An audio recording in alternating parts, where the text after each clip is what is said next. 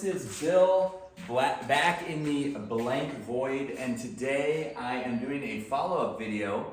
So I wanted to talk to you guys a little bit about my mowing setup again.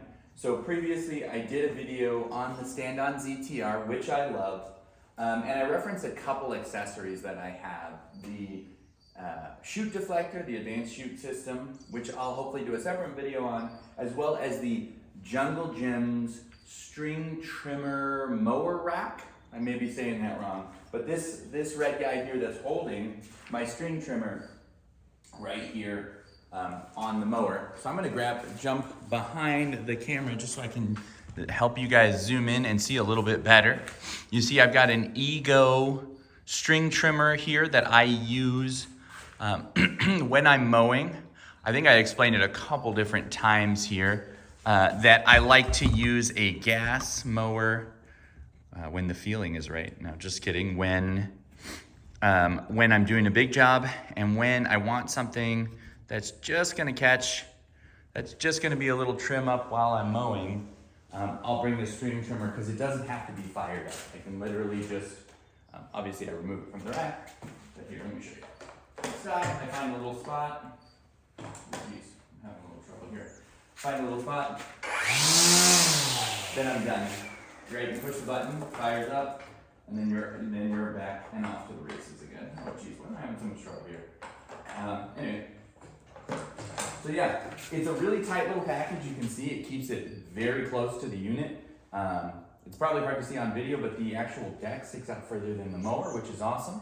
You can see up here that I have a little bit of clearance beyond the end of my ZTR, but not much. And if that really bothered me, my property is reasonably large. I'm not in super tight spaces, so it doesn't bother me. But if it did, I could set this up so maybe it was sitting a little further back and had less clearance out front. So a couple things on this mower rack that I really like. First things first, it's highly adjustable. So what they do is they kind of give you this bracket that has tons of different slots and holes where you can screw it in sort of wherever makes sense for your mower.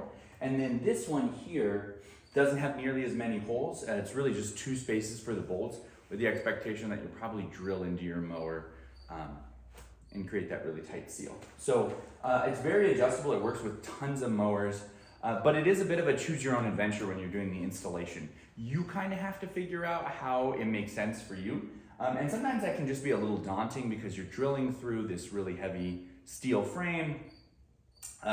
You don't want to make a mistake. You don't want to drill twice and then find out it actually makes sense on the other side. So that part can be a little frustrating, but I did find other guys online, like commercial mowers, that have basically this exact setup, and so I effectively ripped off what they had. So for me, it was pretty easy. I got this on Amazon. I think it's pretty well built. It's definitely super sturdy. No complaints there. It's a really simple system. So I'm just going to remove this real quick just so you can see the nuts and bolts of it. No pun intended here. It's a really simple system. You've got this piece that doesn't do much. It just holds one end of the mower. And then this is a spring-loaded joint here that opens and closes, and then you have the beefy part of the mower, the engine part of it back here. It holds it in place. You can do your thing. It doesn't really get in the way. And then I find it infinitely useful to have a string trimmer with me.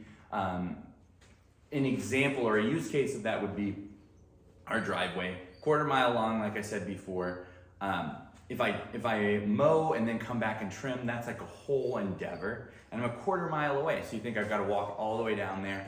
As opposed to parking this, maybe I leave the engine running, maybe not. Grabbing my string trimmer, hitting around the mailbox a couple spots, sliding it back on, and then going about my day. It takes me a little bit longer to mow, obviously, when I string trim with the mow, but then it really isn't a secondary giant task to go then trim the yard. I've been really happy with it, and this particular rack is kind of what opened up that possibility for me. Previously, I had tried to keep a mower with me, like somehow like here against my arm. I tried laying it across, and of course, as soon as you hit a bump, right, it seems really secure, it seems great until you hit a bump, and then your mower's everywhere, and effectively it just didn't work. And so I started looking on Amazon for something that would hold it. And this has thus far been like phenomenal. I suspect you could use this on like a lawn tractor or garden tractor as well. I don't know for a fact. But for my ZTR, it has just absolutely been a stud, and I'm really happy with that.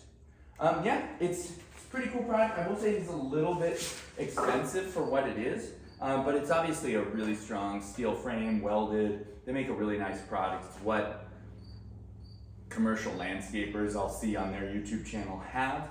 And so it made me feel pretty good about making the purchase. It's definitely something that I suspect will last for years and years and years. Just in terms of build quality, you can see here it's red like my Ferris, which is awesome. So it fits and matches. Right now the garage is being done. So this puppy gets parked outside. I hate to say it. I love to take care of my things, and I have not been taking good care of this because it's outside. You can see this is clearly all galvanized bolts and nuts. Nothing is rusting. Nothing looks bad. It's pretty much factory fresh, which is pretty darn cool. Criticism of this, only thing I'd say, and it's probably just me, is that it is a little hard to get in and out. And you're bouncing around while you mow, right? You go over divots and ruts and you hit a rock and boom, like that. It needs to be secure, but you can see here it's a little bit of a journey getting it in and out. And I will say, once you do it once or twice, you kind of get the feeling, like you can see it even already right now. I kind of got the feeling, right? Like I've got to put it out here, come up, like that. But it certainly isn't just grab it and go like a holster. And so I kind of wish it was that way. I don't know from an engineering standpoint how they would make it both secure and easy to grab. So let's see how smooth I can make this. Pretty good, pretty good. There are a couple adjustment points here. So this bracket here is what it is, right? It's going to fit your mower. And then this bracket down here you can adjust. This bracket down here you can adjust the thickness. So if you want it to grip tighter, or if you want it to give you a little more room. See how loose I have this down here? And it is bouncing around. I probably should drop this just so it grabs the mower tighter. Or excuse me, grabs the string trimmer tighter. I'll do a full video on the Ego product, like I said before. I was using a Husqvarna before, and it slays, it's awesome. But just the idea of being able to push this button, get started and stop without having to fire up an engine is just what the doctor ordered in this particular application. So I do typically run this with the electric, and then the gas is when I want to do a full trim or I've got a whole bunch going on. But this is pretty nice for what it is. The battery lasts way longer than you'd expect to. Cool. Kind of a quick video. Very much a specialty product, but definitely worth checking out if you have the same problem that I do. If you've got a great string trimmer set up, or you just really don't like to mow and trim in that order. I don't know that it would really do a great job for you, but for me, it really torches, and I've been pretty happy with it. So looking forward to seeing you guys tomorrow. Hopefully we'll have another good topic, and see you around.